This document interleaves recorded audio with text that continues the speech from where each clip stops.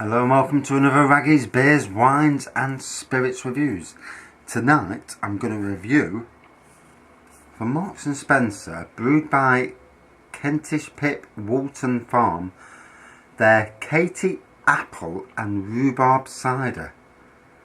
The usual 4% volume, which bugs the life out of me. Why not go stronger? Why not go 7%? But hey, I suppose you're appealing to the masses, eh? And I've just dropped the can. Before I did the review, I dropped the can. So, fair play, it didn't blow up on me.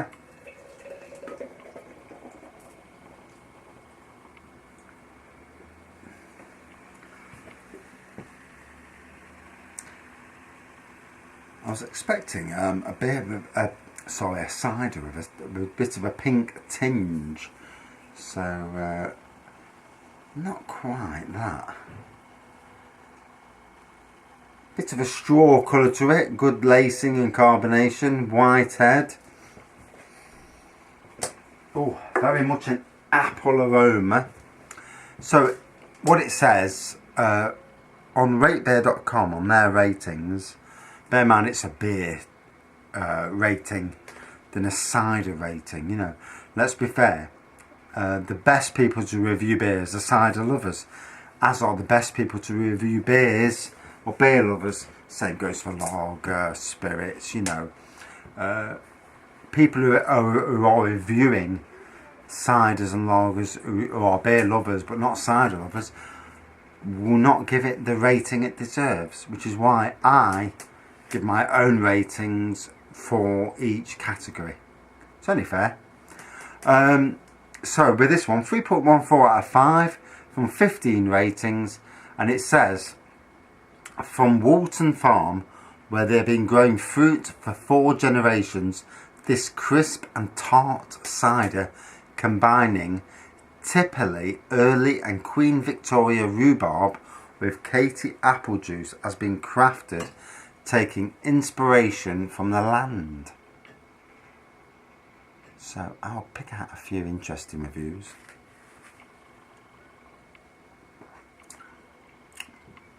So straight away, for me, it's more of an apple cider than it is a rhubarb. It's got the look of an apple cider, as you can see. It's got apple aroma, but you do get the tinge of rhubarb in it as well. Definitely a bitter rhubarb. In the taste, very much apple.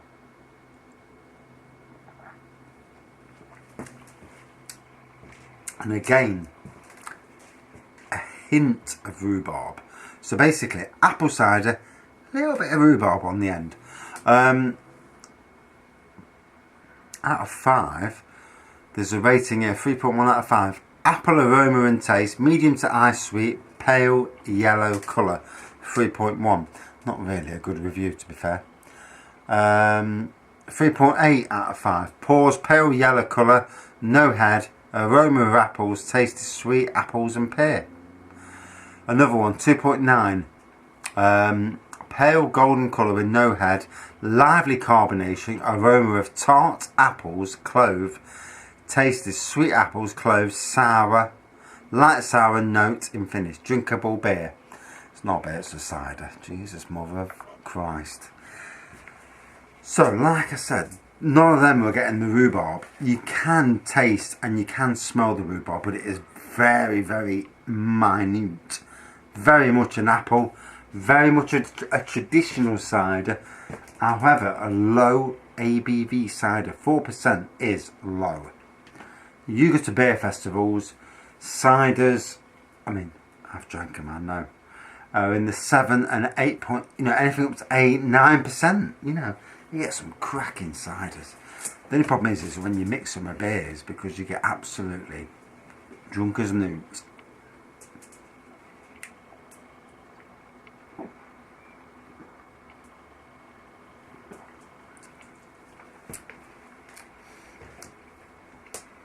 Definitely a tartness to it. And the sour, you get the sour, the tart. Apple rules the roost on this, you know, the rhubarb, but sadly the rhubarb, which should be balancing against the apple, and it's not. So there's a balance, there's an issue there with the balancing. Yeah, Katy apple and rhubarb, you know, it's not with rhubarb, it's and. So, I don't know, there should have been more rhubarb. Rhubarb. Wherefore art thou, rhubarb? Yeah, nah. You can tell I've had a drink, can't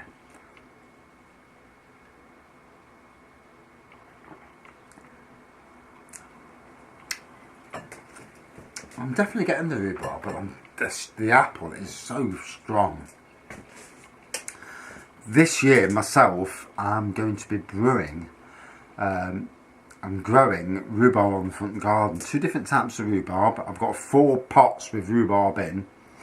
And my hope is, because you have rhubarb in the garden, it takes over. It's really hard to manage, you know.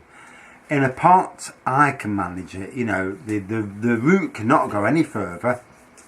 And as long as I keep it well watered, you know, there's a good chance it will mature, throw lots of sticks off, and I can use it in a wine, cider. Now, what I'm going to do is a rhubarb, get a load of rhubarb sticks. My son, you know, for Easter they have like the hot cross bun and raisins and all that rubbish. Well, he works for Sainsbury's, and basically they've got a load of these dried fruit that they will either give away or sell for something ridiculous, because they can't do anything with it. And so I'll get that, and then I'll get some ginger root, and basically I'm going to make a rhubarb and ginger wine, and have the dried fruit in it to give added body. That's what it does. You can get the taste from it, but it's nothing special. It's just to add body to the wine, and you know, and that'll be a brew. 4 to 6 kilos of sugar, yeast nutrient on the top. I mean, initially at the start of the brew, boil the ginger with the rhubarb, all the sugar over the rhubarb. Let the sugar go over the rhubarb, and then with the ginger and actually the dried fruit, boil all of that, and then add that a day later or 2 days later to the rhubarb. Fill it up with water and sugar. Well, the sugar's already there, to be fair.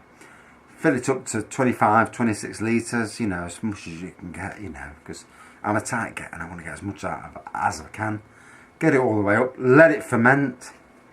After a couple of weeks, take out as much of the dried fruit that's on the surface, because usually it will sit on the surface. Take as much of that out before fermentation, or you could actually leave it in, you know, to ferment, because the rhubarb taste will come through, the ginger will, and the raisins will give that added body to it. And let it mature as a wine and go from there, and it should come out as a very interesting wine. As for this,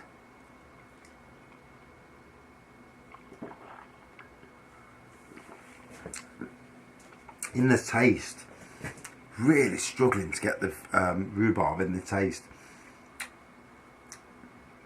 Apple is definitely ruling the roost, and because I've already when I got home tonight, I had a litre of my ginger beer. My ginger beer is 7% minimum, and it knocked me out. You know, I lied on the rattan three-seater settee, and I just fell asleep. I was knackered.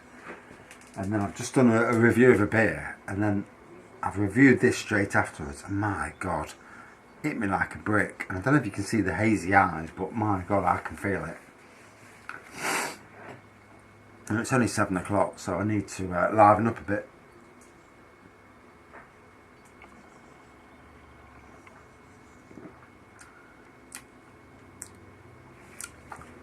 got rhubarb then in the taste. Gulped it down, rhubarb in the taste. So it's definitely there. It's just not in the quantities. Brothers do a rhubarb and custard cider, and that you really can taste the rhubarb. This is more apple at the front end, rhubarb in the midst, you know.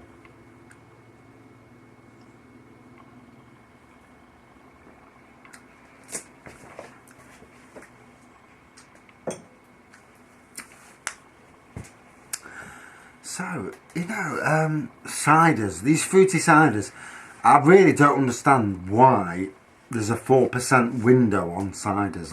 You know, I'd rather see ciders that come out with 6, 7, even 8%, you know. I think you're only playing to one. True cider drinkers will want to taste ciders with a lot more ABV in it, you know. You're playing to the masses, but not the I'm trying to think of the word. Not those who are true cider fans. Anyway, nice looking cider, lots of carbonation, very much apple aroma, apple taste, hints of rhubarb in both. As it goes, very nice cider. Not as good as the cherry offering from Marks and Spencer that I've recently reviewed. That was something else. That was an amazing cider. This was a very good apple cider, but not so much on the rhubarb. More traditional orientated, you know. So out of 5.